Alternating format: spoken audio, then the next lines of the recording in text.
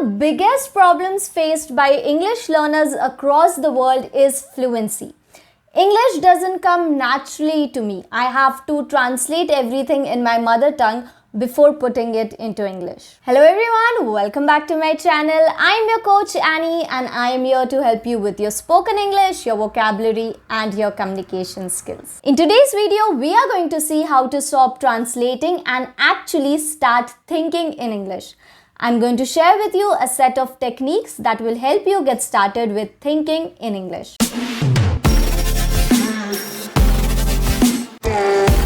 First, let us see why it is important to actually stop translating. The first thing is that you will make less mistakes. When you think in English and you don't translate, you will make less mistakes because when you translate, there is a lot of thing that happens between translation and actually the English that comes out of your mouth. You are worried about the structure, you are worried about the sentence formation.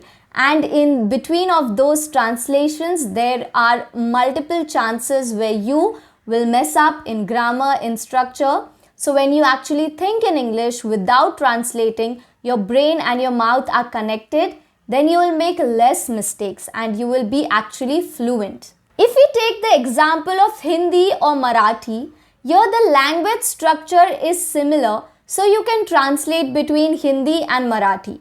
For example, मी चहा बनवला and मैंने चाय बनाई is similar because you can see the action here is at the end of the sentence. मी चहा बनवला and मैंने चाय बनाया. So the verb or the action comes at the end. But when you take English, I made tea. Here made, the action comes in between. So the structure is very different. So literal translation would actually be impossible. Another reason to stop translating and start thinking in English is that you will sound more fluent.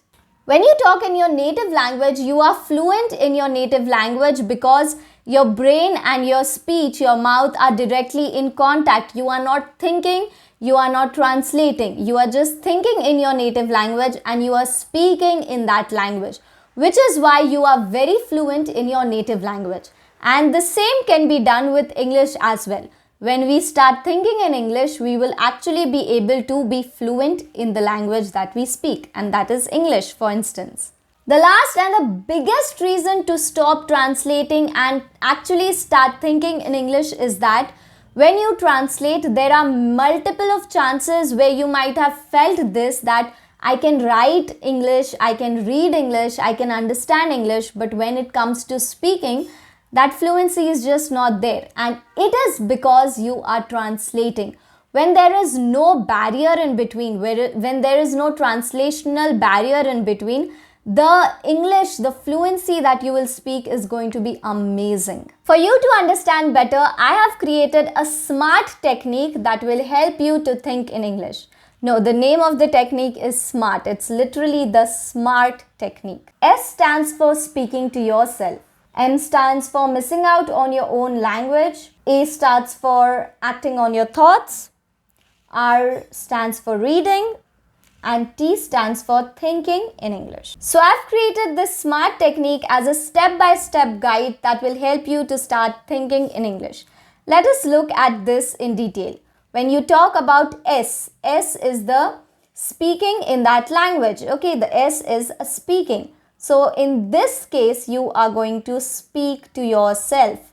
You're going to speak to yourself for around 20 minutes every day. Pick up any topic that you like and just start speaking.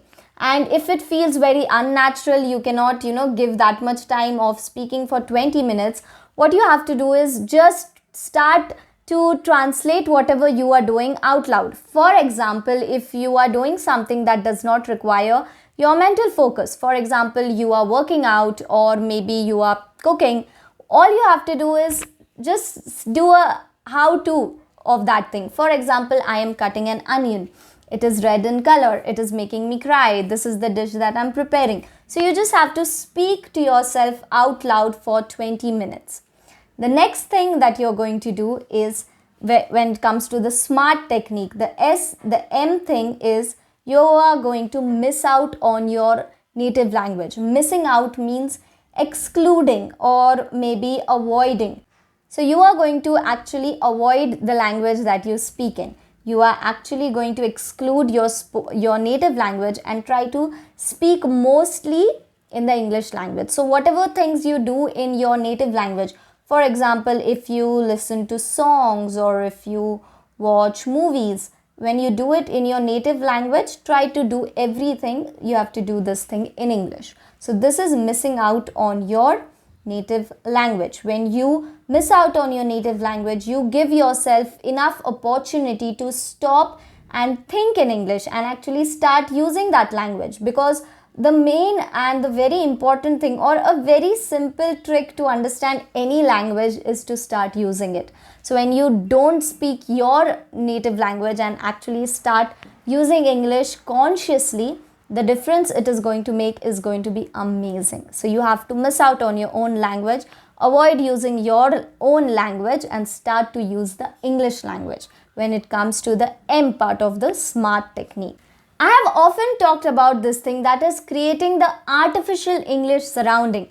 We have to make up for the lack of exposure that we did not get. We are not exposed to English surrounding, and that is why we are not fluent in English. But when you make up for that lack of exposure, then the fluency will come automatically. This is what I have managed to do. I have managed to create an artificial English surrounding by reading books, watching movies, listening to English songs, communicating with people in English, and that has actually improved my fluency to a much greater extent. In fact, making videos in Hindi or Marathi, which is my native language, is difficult for me, and I feel speaking and conversing in English is actually natural for me. See, that's the power of artificial English surrounding. Moving on to the A part of the SMART goals. A is acting out your thoughts, which is very similar to speaking in English. Acting out your thoughts,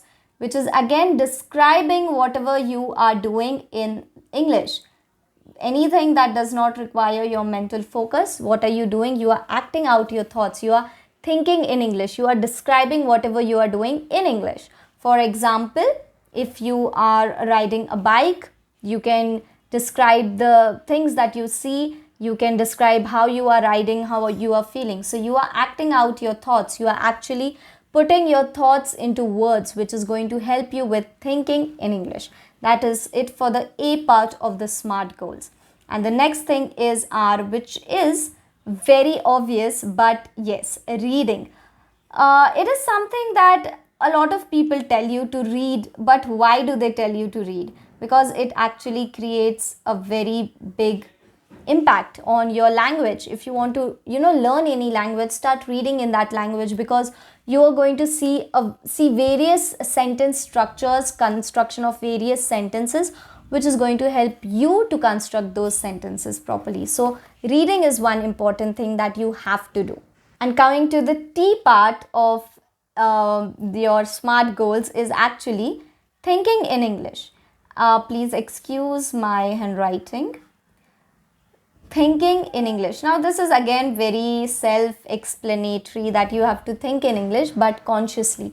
Anytime you find yourself, zoning out or thinking, obviously we are always thinking, we are always surrounded by our thoughts. There's no part where we are not thinking, except for if you are in a very deep meditation. But anyways, whenever you are thinking and you find yourself thinking in your native language, just consciously pull yourself back and try to think in English. Do it.